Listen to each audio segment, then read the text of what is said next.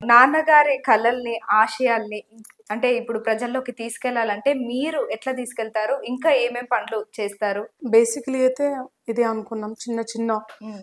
Meetings already చాలా మంది చేస్తున్నారు. హ్మ్. హ్మ్. ఆహ్, మీకు ఇంకా ఎవరైనా సపోర్టివ్‌గా ఉన్నారా మీ వెనక?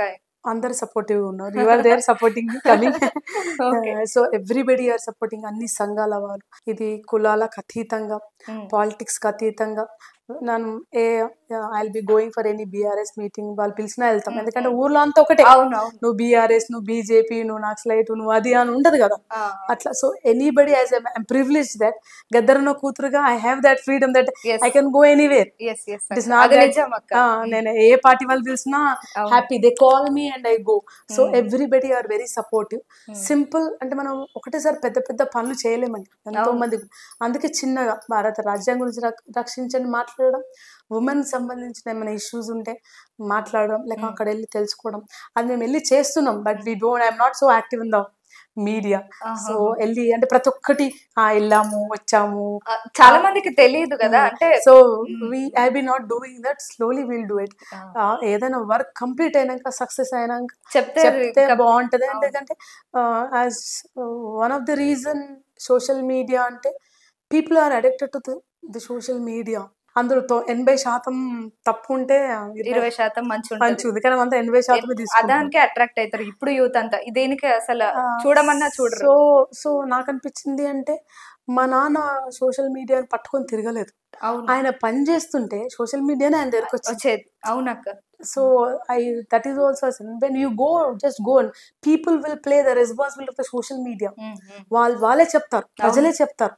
సో, నాకు సోషల్ మీడియా కంటే ప్రజలే ఇంపార్టెంట్. అవును. So, I said I go. And నేను ఆహ్, లక్షల మందిని మార్చగలిగానేమో గానీ, ఒక ఇద్దరు ముగ్గురన్నా I can go talk, do it. అవును. సో, డెఫినెట్‌లీ పెద్ద ఎత్తున కాకున్నా సరే, I will be doing my responsibility in regard with the women, in regard with the children's and saving the constitutional rights.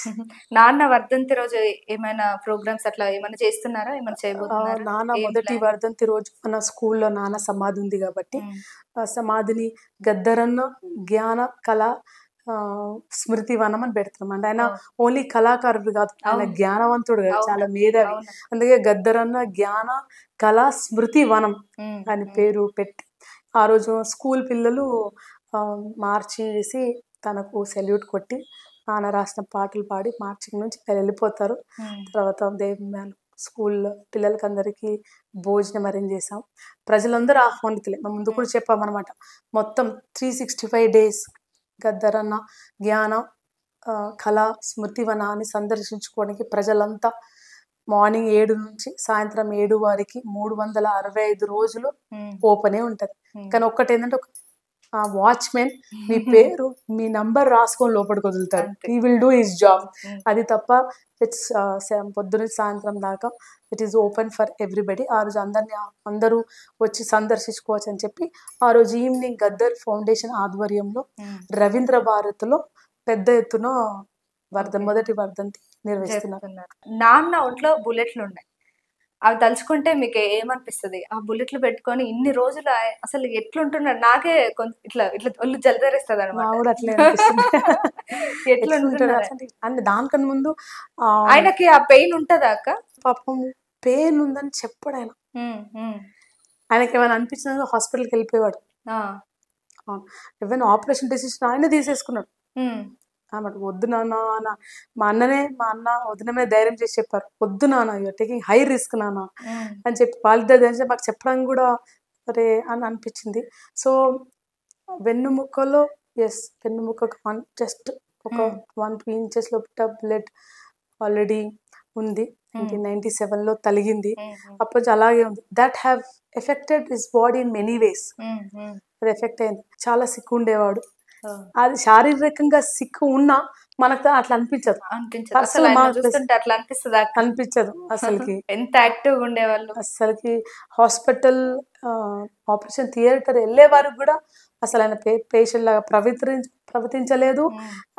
Doctors normal వెళ్ళిపోయింది operation పుస్తకం చేయించుకోవడానికి. చదువుకుంటా పాట రాసుకుంటా ఆహా. మాట్లాడుకుంటూ నవ్వుకుంటూ వెళ్ళిపోయాడు అనమాట. అంటే మహానుభావులు అట్లే ఉంటారు. అవును అవును. ఆ ఫిజికల్ వాళ్ళ ఆశలను వాళ్ళ బాధలు ఏముంటాయి, వాళ్ళకి ఒకటే ఒకటి టార్గెట్ ఉంటుంది. వాళ్ళకి ప్రపంచాన్ని మారేద్దాం, ప్రజలు ఆ సుఖ శాంతులతో ఆనందమైన జీవితాన్ని, పక్షులు అన్ని హ్యాపీగా ఉండాలని అదే ఉంటుంది చూడు. దాని ముందు ఇవన్నీ చిన్నగా అనిపిస్తాయి. అవునక్క. గుండెలో తూటాలు చిన్నగా అనిపించింది, ఆపరేషన్ కూడా చిన్నగా అనిపించింది. ఏముందరవే తూటాలు కలిగింది, నేను ఆపరేషన్ చేసుకొని వస్తా చూడండి. చాలా మందికి చిన్న వయసు ఉన్న వాళ్ళకి కళాకారులకు అరే నేను ఆపరేషన్ చేసుకొని వస్తా తర్వాత నువ్వు అని. ఇప్పుడు ఆయన పోతలేడు, అన్న పోయిండు చచ్చిపోయింది నేను పోను ఆపరేషన్.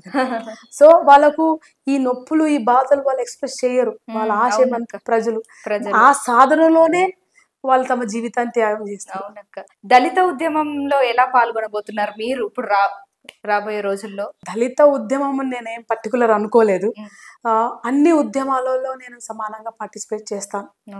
సో పర్టికులర్ అంటే నేను ఏమంటానంటే గద్దర్ అన్న దళితులకే సంబంధించిన వ్యక్తి కాదు. అవును కాదు. గద్దర్ అన్న ఒక కులానికో వర్గానికో సంబంధించిన వ్యక్తి కాదు.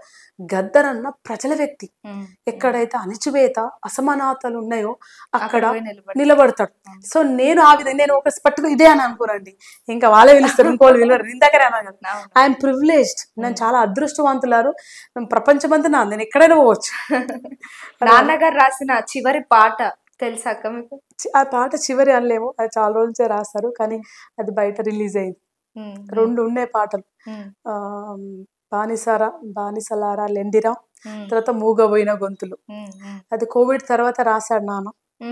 కోవిడ్ తర్వాత రాసినప్పుడు చాలా మంది, బాలసుబ్రహ్మణ్యం గారు చనిపోయారు కళాకారులల్లా, తర్వాత వంగపాండ అంకుల్ గారు చనిపోయారు, తర్వాత ఇంకా 2-3 సాహిత్యవేత్తలు చనిపోయారు. అప్పుడు తను బాధపడ్డాడు అన్నమాట. సో అప్పుడు రాసిన పాట, తన కోసం రాసుకున్న పాట అది.